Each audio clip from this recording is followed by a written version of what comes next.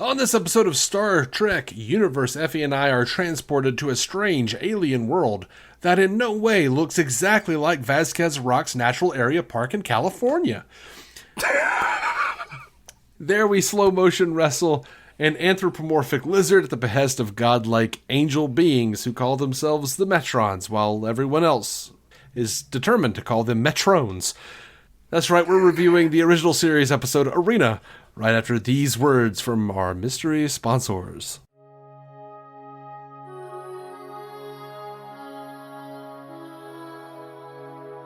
Welcome in. This is Star Trek Universe. We're talking about Arena. I'm David C. Roberson. I've seen all of the Star Trek. I am Effie Ophelders, and I have just seen this for the first time. Yeah. And none of the other stuff that is yet to come, because that would be kind of weird if I just watched all the episodes and then went back and pretended. It's just way too much effort, really. I agree. Way too much effort. Apparently, I thought that it was way too much effort to copy over the Memory Alpha synopsis. But in that case, shall I read it? Or yeah, if you want to. I have it in front of me. Yeah. It just says, Kirk battles an alien captain who has destroyed a Federation outpost. Period. Hey, there you go. That is what happened. It is technically, yeah, it's there. It's basically everything. Yeah. So what have you got? What have you got? First of all, I'm curious about your impressions of this episode, because it is one of those episodes that wound up being intensely iconic, so much so that it leaked out to the mainstream in ways that a lot of other episodes never did. So fair enough. I didn't know that, of course, going into it. I get why, in the sense of like, yeah, there's a big ass costume, and that's cool. But other than that, like there are parts I really like, and then there's a whole long stretch of we're running and fighting, I guess. And I don't know. Like I like the beginning, the setup, which very much feels like a war zone, and you have the continuous bombardments where I was actually deeply uncomfortable, and you know, we're getting a lot of images of war recently anyway, so that was well done. And then Kirk turns into a vengeful asshole who's like, no, there's no reason to, like, let's hunt them down. And at that point it gets into that feels slightly contrived to get to the point of, oh, these alien overlords are like, dude, you're primitive, and we're gonna treat you like that, but with minimal damage. So let's cut down on the collateral and just have you two duke it out. Yeah, which is fun in places, and it does boil down to, oh, he has to know some basic chemistry, sure. But other than that, I do enjoy that the reptile is very much a slow moving reptile, where it is like, oh, I can barely move in this suit, we're gonna use that. This is a slow ass alien. I enjoy that. It's like, yeah, he needs to warm up in the sun, it's fine. But it just feels like so much time for so little stuff, where it's like, yeah, we're cutting back and forth through the Enterprise, and the Enterprise scenes consist of, well, we can't do shit now, can we? We can watch. Yeah. We can think. I don't know. It feels like the speed, just the pacing slows, like creeps to a halt. Like, oh. I love that the Metrons are basically like, even though we said that there would be no more communication, we have decided to let you watch this so that your first officer can explain to the audience what the hell Kirk is doing. Yeah, basically. Oh, God. Because we can't have Kirk doing more thinking aloud. He's already been recording a bunch of stuff that apparently the Gorn was also listening into, and then learned how to speak the language. Yeah. So, tons of stuff. And there's a kernel in there where it's like, okay, so they felt threatened because we'd come into their space, but also, does that make it right? Because I don't think so. I think that was an overreaction on their part. Yeah. The same way that Kirk should not have been like, let's fucking destroy these aliens. Right. Like, it's a thing for the diplomats. Should have been the first line of that's where you should be going as a federation. Right. But Kirk is all like, he just gets like bloodthirsty. He's so angry because, well, they did mention Cestus 3 was full of like women and children, their whole families, and all of them been slaughtered. But he's like, we're the closest thing to a policeman out here. It falls on us. Which was a red flag to me, because I'm like, honey, is this what police should be doing? Because we have a fundamental disagreement over why we, like, this is a defund the police argument to me. Jesus. Yeah, and which also begs the question of, like, what, so far in the episodes we've watched, they have very much built up this concept of they're out in this dark, harrowing space, this void where there's so much lawlessness, and the Earthmen are the only ones, and who are evolved enough to do whatever. And now they're like, oh, okay, cool. Thanks, Gene L. Kuhn, for bringing up you're part of the Federation. So there's like a whole bunch of people, not just Starfleet. There's a Federation now. Okay, cool. Yeah. This is the first episode they mentioned the Federation. Interestingly, on his first mention, and I love this because of people who complain about new Star Trek and how certain areas of the Federation are corrupt, certain parts of Starfleet are corrupt. First mention of the Federation, they just whip out the giant dick of colonialism. Yes. We established an outpost and we need to fucking defend it. Let's get back to the Gaza parallels that I mentioned a minute ago. So apparently, the Federation and Starfleet and Earth are just so naive that they're just like, you know what? We're just going to go to this weird area of space we don't know, and we're just going to set up shop with a bunch of women and children, whole families living in this place, and also there's not going to be any defense. Yeah. I mean, clearly not they had expecting something. Anyone. Because they had the blue balls that explode into phasers. Yeah, there was an armory, but they weren't prepared, so they were immediately just blasted to shit because they were expecting it to just be friendly visitors or some shit. Yeah, and they had already said, like, in the episode, like, anybody can come here and, just use our facilities. Trade Everybody supplies, knows that. and that's fine. Cool. That's a really bad idea. And now we know why. Because apparently it's really easy for them to learn the flight pattern of, if we approach in this manner, they'll think we're just friendly guys. I do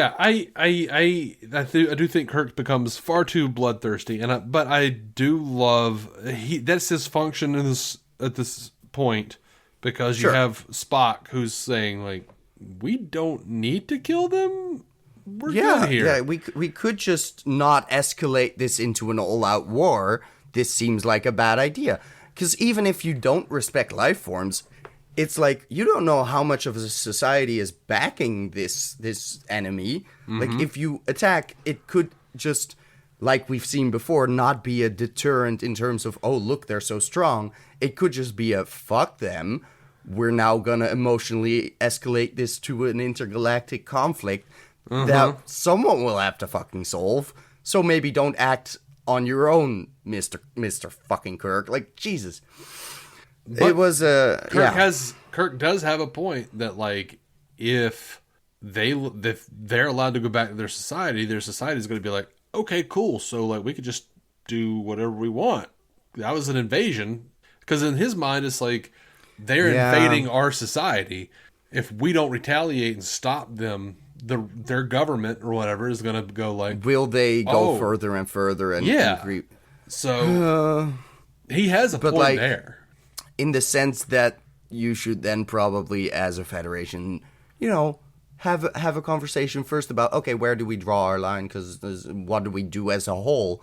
Why do you have to go rogue as a singular entity deeper into that space? Like... Effie, it's not the greatest solution. Effie, my dear, if that's what you're looking for, you're going to be very pleased, because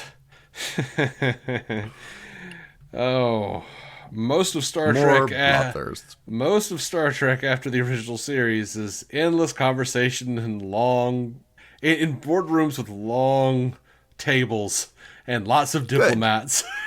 Good. It's yeah. I've heard the sentiment before. Like Civil War should have just been more Sokovia Accords, and I'm like, it would have made for a bad movie, but yes, it would have been interesting. I want my sci-fi fantasy soap opera thing to also have the sci-fi fantasy bullshit elements of like, okay, let's build out this world. Let's have some societies. Yeah, it's A surprising amount. We're gonna get there. A surprising amount of Next Generation episodes wind up being like, well, we had to stop exploring because this species would only accept Captain Picard as the mediator between their two peoples. Because as we all know, everyone throughout the galaxy knows Captain Pickard is good with his words. So like just lots of just like Picard sitting there tugging on his shirt and yes, Patrick Stewart having a very intense Solemn, but respectful conversation. You need some gravitas. Like, you get Patrick Stewart, make him talk. It's a Shakespearean actor. Come on. Yeah. Like, yeah. I get that. I'm there for it. But yeah, so this episode is never been one of my favorites, but I appreciate that I appreciate its place in canon and why it's iconic. It's got like this. That's one of those things that like Gene L. Coon was great with. Is like he was like one of those other people who was a little bit like the Bill Finger of Star Trek. Like he came up with the Federation. Yeah. He brought in lots of little elements throughout the series that kind of like he liked setting up shop and actually like establishing like world building elements. Yeah. So this was the first one he wrote. Mm-hmm. And by the way, we're not going to see the Gorn again. I think we see the Gorn once in the animated series, but we won't see them again in live action until 2005's Enterprise. Christ. Okay, sure. Yeah, like they just become a complete mystery. Like they were a mystery here and will continue to be so for decades to come. Yeah. Jesus. But now right now they're like a primary antagonist on Strange New Worlds. But and they've added some interesting elements. But here's a great thing though. The Vasquez rocks, fighting at Vasquez rocks, that's iconic from this episode, and that's a thing that they made fun of in Galaxy Quest. They literally shot a fight scene at Vasquez rocks where someone had to like had to fashion a lathe. They had to fashion a lathe out of like the rocks surrounding them in Galaxy Quest, and I mean, like, so they even did like there's a video game that came out that was set in the J.J. Abrams Star Trek movies. It's set in between Star Trek and Star Trek Into Darkness, and the primary villain is the Gorn. To advertise the game, they had William Shatner and a dude dressed in the old classic Gorn outfit playing the game on a couch.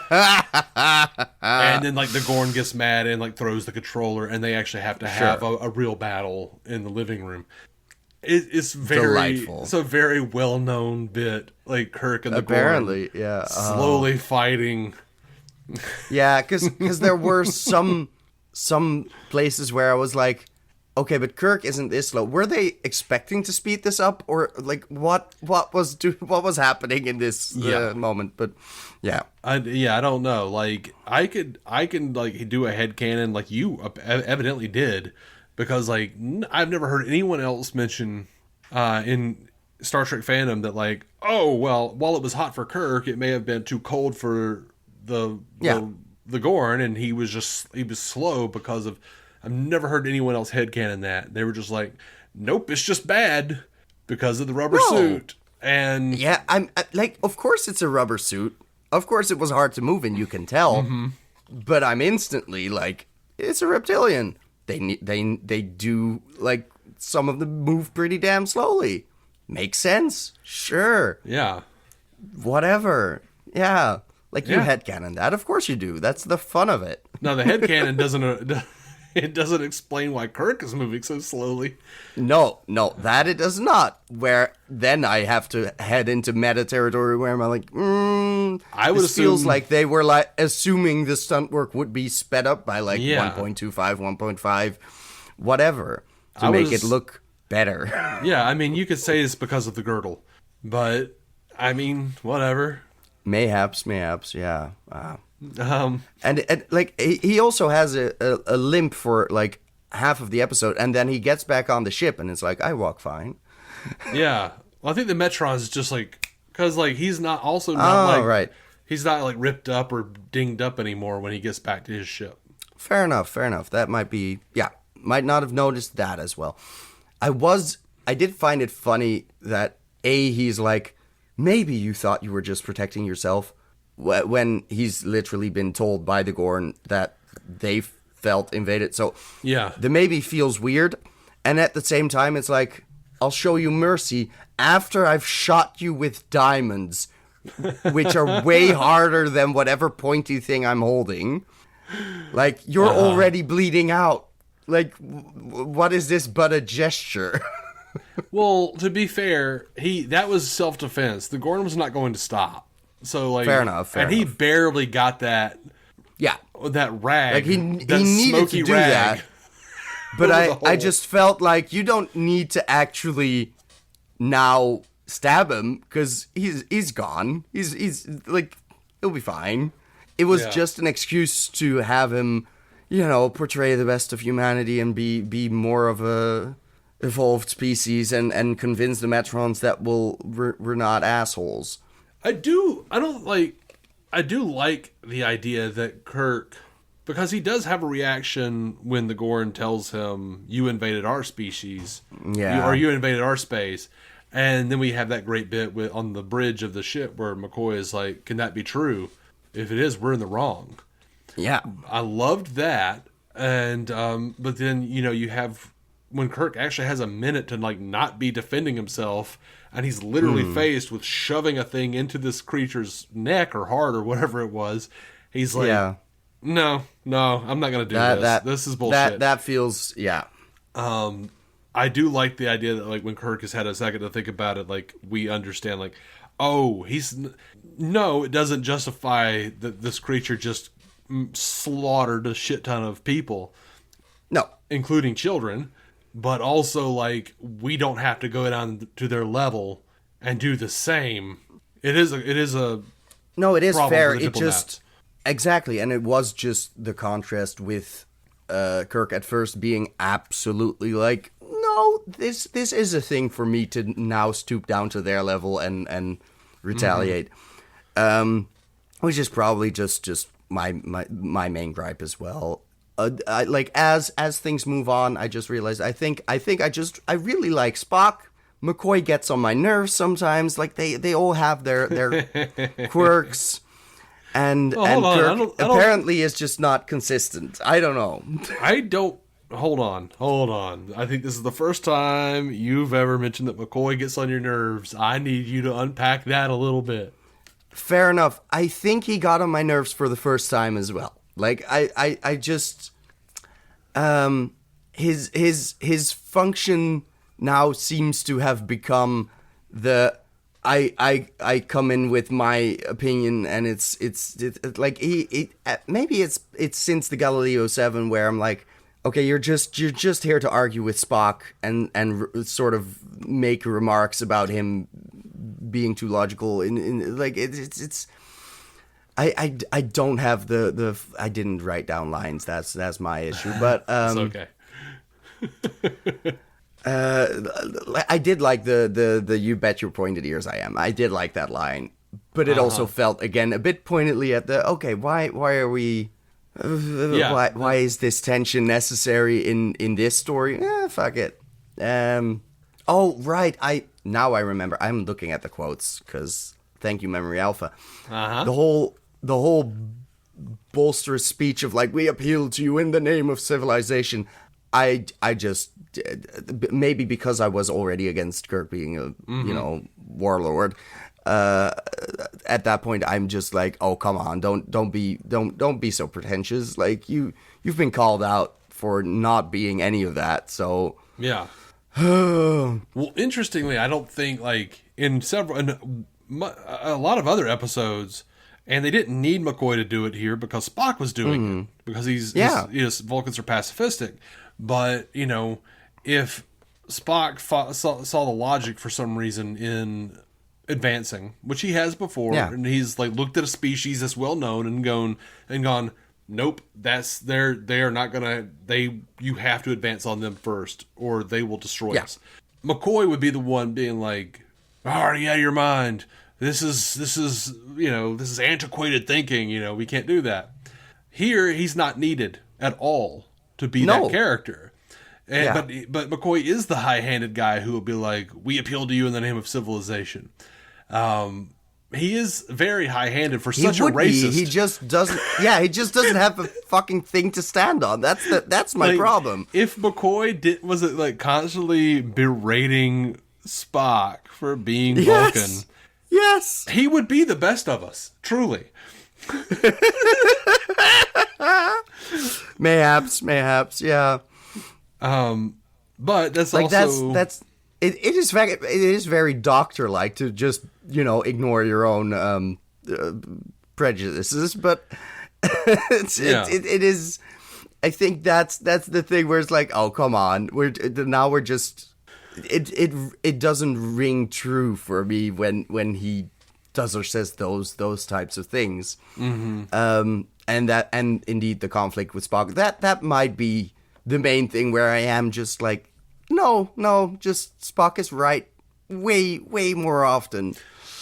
And it is that dynamic of, okay, so we have Spock on the one end of the spectrum and Kirk on the other end of the spectrum, and McCoy is sort of caught in between where he has to be a foil to either, which makes him weirdly inconsistent. Yeah, well, and not always necessary, because sometimes you just want Spock and Kirk to go at it. Yeah, but at the same time, usually what makes those three characters work really well, and I understand you haven't seen a ton of it, but what usually happens is Kirk is the one in the middle who understands both sides of logic and passion. Right. And that's usually why McCoy is mad at Spock, is because he's like, damn it, that's too logical, that's cold-hearted, cold-blooded. Yeah, I'm so emotional, blah, blah, blah. And that's fine. I'm a very emotional person, but in this episode, it's just Kirk is not in the middle. Kirk is on the far end of no, let's kill these motherfuckers. And I'm like, what am I watching? But I think that's my I get the function for the story. Yeah, but it doesn't work for me because I understand. If the premise falls apart, I am not as invested in the rest of the bullshit that unfolds. The way I look at it here is the way it makes sense, because Kirk is very passionate himself. Yeah. And where he generally gets very passionate. Remember, he witnessed a massacre when he was a kid. Fair enough. Yeah. So when you see this, and he sees this kind of death and destruction, he's like, I'm doing this. I'm taking him out. Yeah. Which McCoy would generally be like, don't you want to hold off a minute and think about this thing? But McCoy is like, oh shit. Well, if Spock can't talk some sense into him, I can't.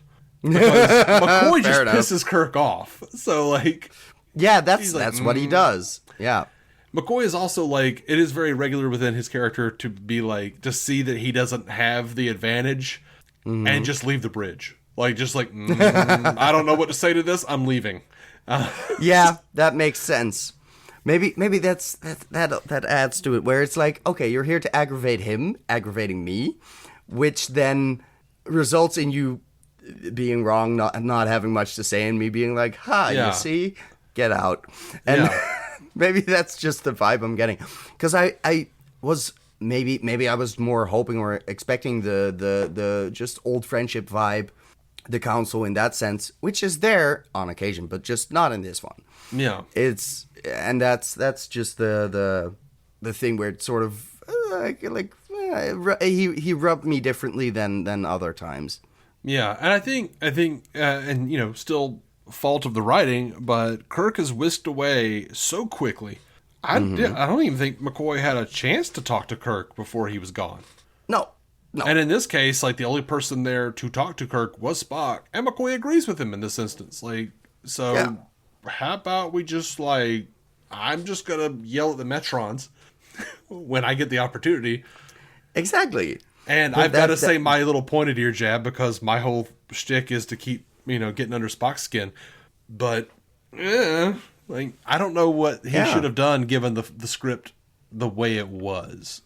Exactly, and that's the thing with the writing where I'm like, okay, you just had a character that is part of the main cast and needed to be there, so give him some lines.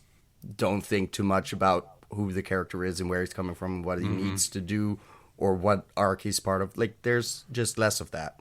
Yeah, yeah. And though I guess it should also noted, like, I don't think DeForest Kelley was a regular at this point. I think he was still, like, I mean, he was part of the recurring cast members, but I don't think he was a series lead, because in the opening credits it's only Shatner and Nimoy.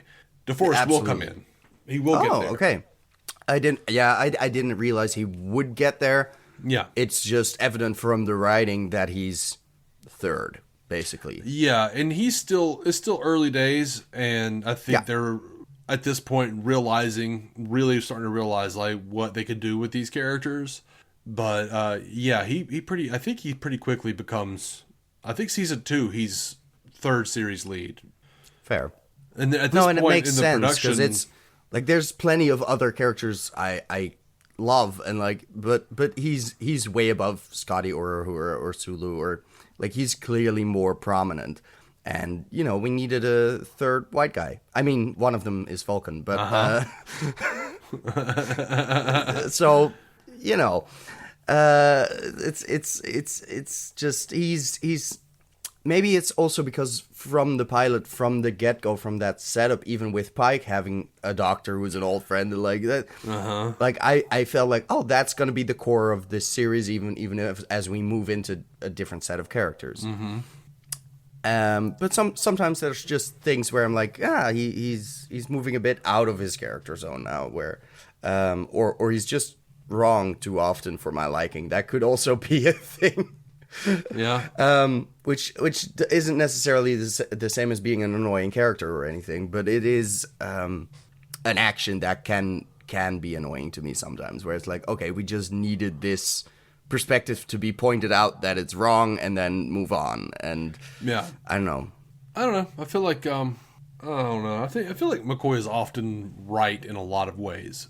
He has been absolutely that, and in different scenarios. Indeed, it's just this one doesn't serve him. So in that regard, I was just like, okay, well, sure.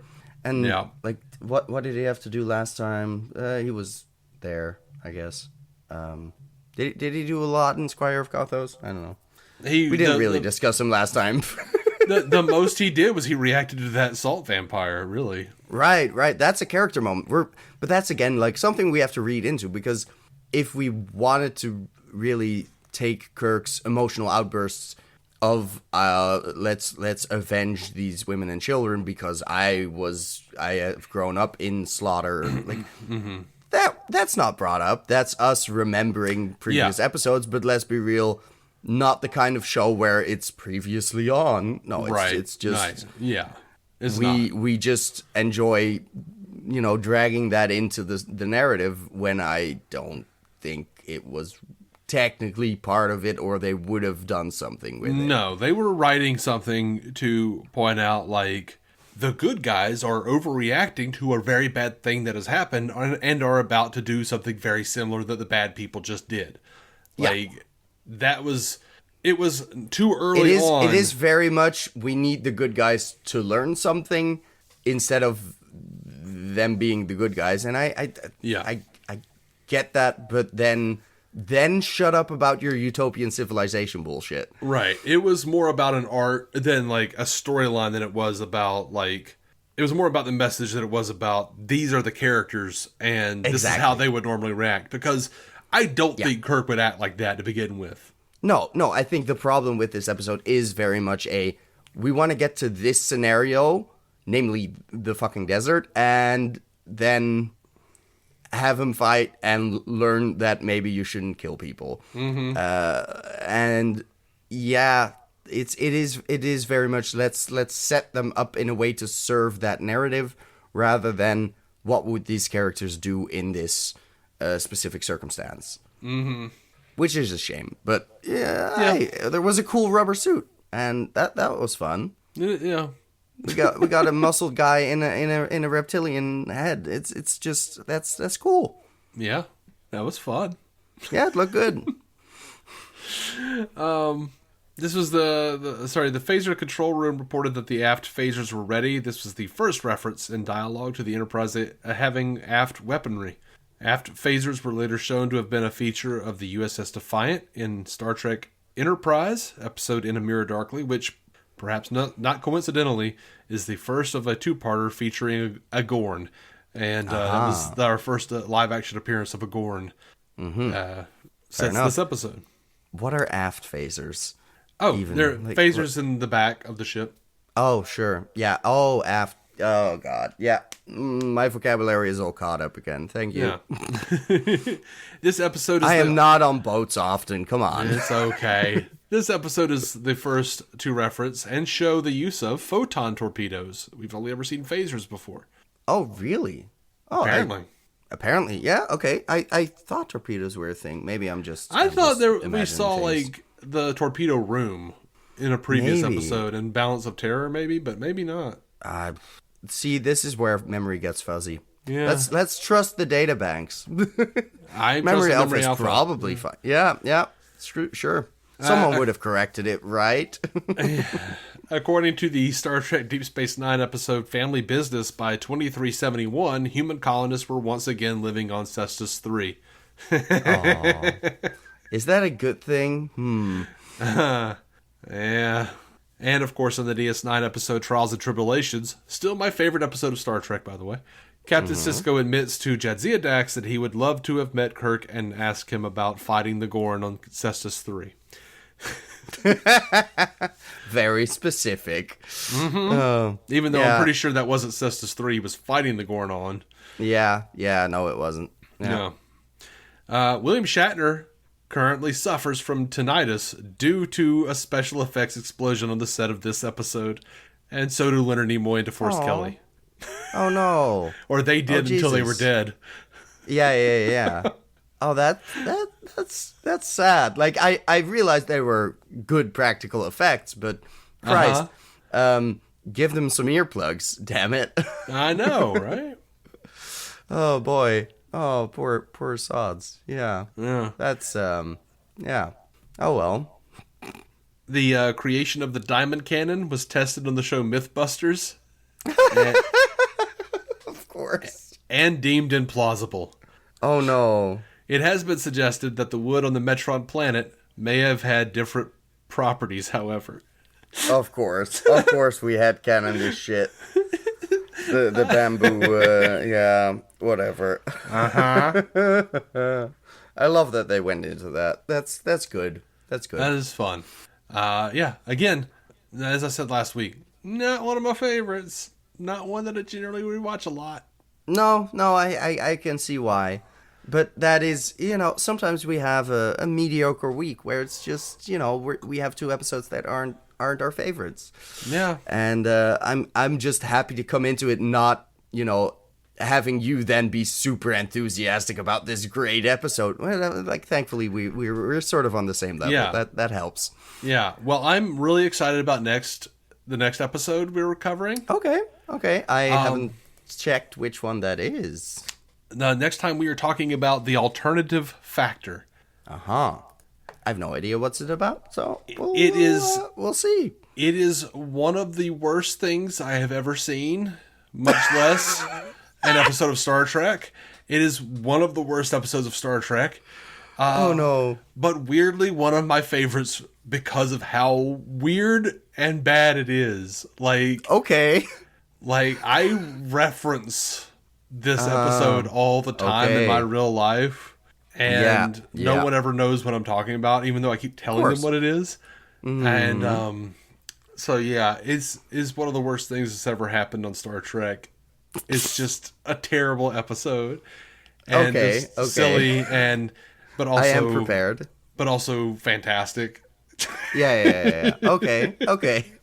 No, I'm intrigued. Yeah, usually I don't want to spoil like what my basic thoughts are as But in this like, case, it feels important feels- once, like if you've already said you're looking forward to it, yeah, that would normally make me assume it's good.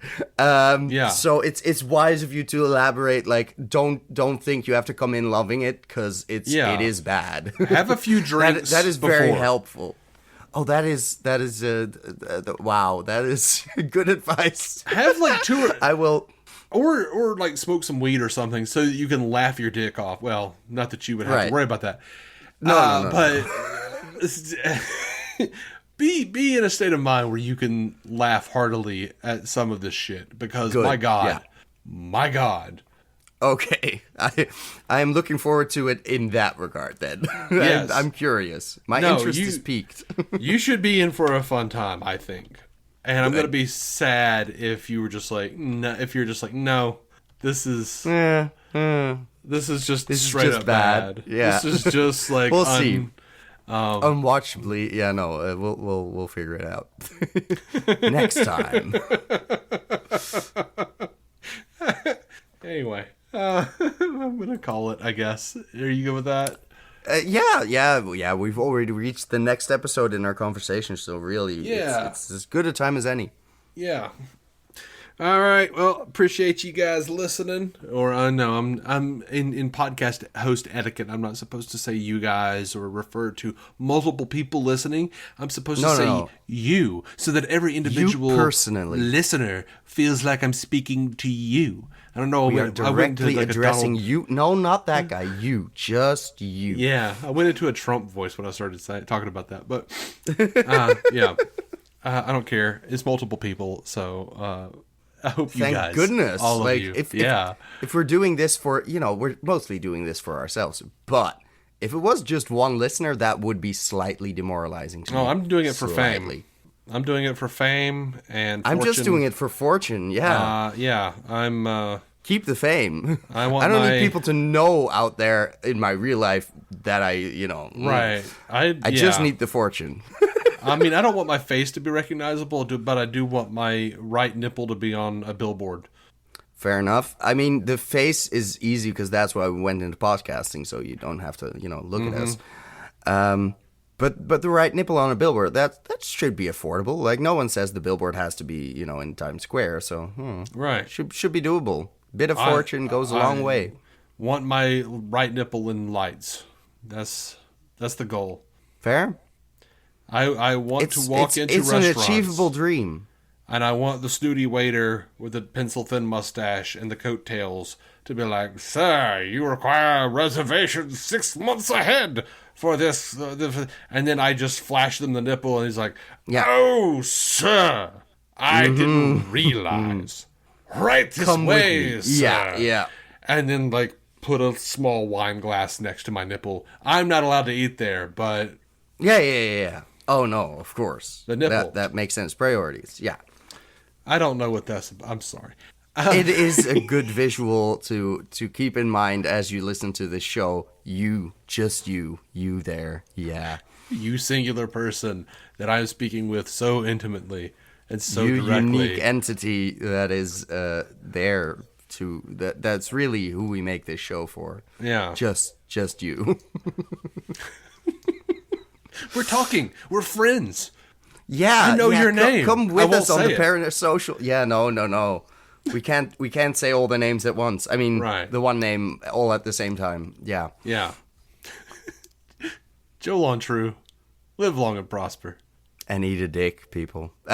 Person. Eat a dick person. One person. Eat a dick person. A person made of dick. I feel like we've made that joke before. I think I have. Yeah. They're like the Telosians with the throbbing veins in their sides of the head. Just two of them and then a dick. Yeah. And when they show up, it makes that Star Trek noise, that wonderful disappearing, reappearing noise, that wom wom wom wom wom wom wom wom. Yeah. Don't old dicks do that? It's like da-da-dung. It's a dick. It is a Hooray. dick, Captain, but not as we know it. Tanaka. That's a reference to a show called Man-Seeking Woman. Oh, right. I've started watching that on your interesting recommendation, and then haven't finished it yet. Not sure if I've seen that part. I don't know. It's been a couple weeks. For any listeners out there who care, is a very surreal show that kind of takes like metaphors and relationships and turns them into like concrete things within the stories, and all of those things are canonical within the series. And at some point he dates Minka Kelly, who has her old friend from college, Tanaka, show up. And she insists they're just friends. Tanaka's not trying to get anything out of her. He's not trying to have sex with her. He is literally a giant purple penis monster with penis hands and a penis head. And and all he does is say Tanaka and bounce up and down.